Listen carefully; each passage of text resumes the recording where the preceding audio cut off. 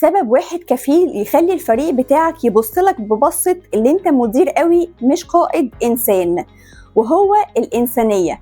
وده موضوع الحلقة الثالثة من بيزنس بايت عن الحاجات اللي بتقطع التواصل وبتكون سبب في الميس كوميونيكيشن ما بينك وما بين الفريق بتاعك، وهي الهيومن ديسكونكشن، غياب العلاقة الإنسانية اللي بينك وبين الفريق بتاعك.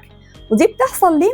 بتحصل لأنك بتكون مضغوط، متوتر، عاوز تثبت نفسك قوي كمدير، خصوصا لو انت لسه مدير جديد، فبتبقى حاسس بالضغط والتوتر ده، فبيبقى كل اللي همك ان المهام تحصل مظبوط، اللي انت تثبت نفسك، ان كل حاجة تتنجز في الديدلاين المظبوط بتاعها، صورتك انت كمدير تكون محفوظة.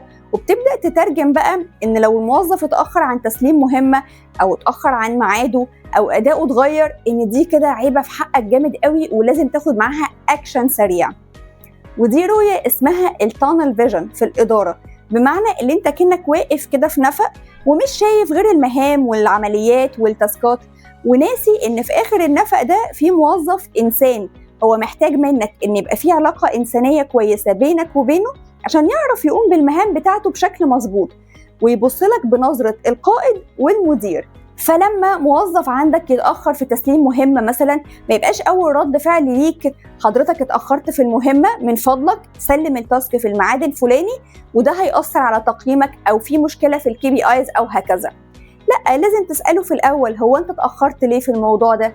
لأن وقتها الموظف بيقول اللي أنت همك الشغل وبس، وأدام أنت همك الشغل وبس هو بيرد عليك بالمثل أنا بيبقى هممني الشغل وبس.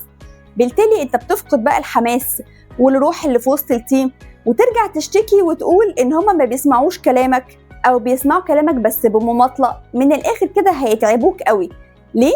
لأن أنت طلعت بره الإنسان القائد اللي بيتعامل مع موظفين بشر زيه، ودخلت بس كده في عباية المدير اللي عاوز كل حاجة تبقى صح ومظبوطة، ومش مهم بقى الإنسان. وده على فكرة أنت بتعمله بشكل لا واعي، أنت مش قصدك ده، أنت قصدك مثلا إنك تحفزه أو تحمسه، أو قصدك اللي أنت تحسسه إن في رولز معينة واللي أنت حازم والكل لازم يلتزم بيها، ولكن هو بيوصله اللي أنت عاوز شغل وبس وهو مش مهم. الموقف ده كله كان هيتغير تماما لو أنت بدأت الموضوع بسؤال هو أنت اتأخرت ليه؟ هو أنت إيه المشكلة عندك؟ طب أنت حاسس بضغط معين؟ من هنا أنت بتبدأ تدخل من الحتة المشاعر اللي بينك وبين التيم، وبالتالي هو وقتها بيحس ايه ده، لا ده انسان فعلا وقائد حقيقي وهمه انا والشغل مش الشغل بس. لو سمعت عن دراسة كده كانت جوجل عملتها اسمها بروجكت ارسطو. جوجل كانت بتعاني من مشكلة جامدة جدا في التواصل. جوجل اللي احنا دلوقتي بنقول عليها دي من احسن بيئات العمل، هم وصلوا للبراند ده من كتر الدراسات اللي هم عملوها، وكانت اشهرها بروجكت ارسطو ده. يا ريت تبحث عنه اكتر وتسمع عنه بالتفصيل. الدراسة دي عاوزة تعرف هو ايه اكتر فريق عندها ناجح في المؤسسة بتاعت جوجل وليه هو ناجح. وبعد ما عملوا دراسة على 160 تقريبا فريق، الكلام ده من 2012، اكتشفوا ان اكتر فريق ناجح هو اللي بيوفر سبب مهم جدا، وهو السايكولوجيكال سيفتي، يعني بيئة العمل الآمنة للموظف. يعني الفريق اللي الموظفين اللي فيه حاسين فيها بالأمان، لو غلط، لو قال كلام مش المفروض ان هو يتقال، لو اتأخر في تاسك فعلا، لو الجودة بتاعته قلت، هو هيلاقي المدير اللي يرفعه، اللي يحتويه، اللي يقول له هو انت ايه المشكلة اللي عندك، تعالى نساعد ونحلها مع بعض، اللي بيسأل قبل ما يحكم. وبالتالي الناس حاسة انها مطمنة، مش خايفة انها تتكلم ولا خايفة انها تغلط. متخيل ان ده سبب رقم 1 في نجاح الفريق ده؟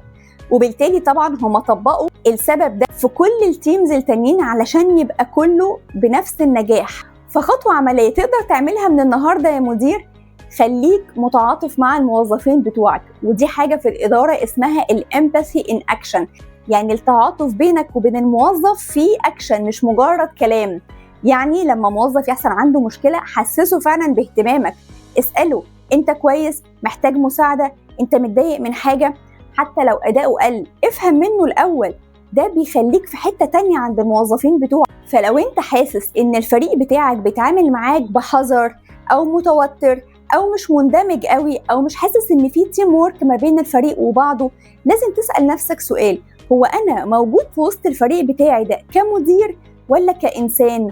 ولو لقيت ان الكفة مش موزونة ومحتاج ان انت تكون إنسان اكتر، ابدأ خد خطوات ونفذ الامباثي ان اكشن، صدقني هتلاقي نتيجة مبهرة في تنفيذ الأوامر بتاعتك من الفريق وفي سهولة التواصل ما بينك وما بينهم. ما تنساش تعمل سبسكرايب لليوتيوب تشانل علشان نكمل مع بعض حلقات بيزنس بايت اللي هنعرف فيها ليه التواصل بينك وبين التيم مش أحسن حاجة.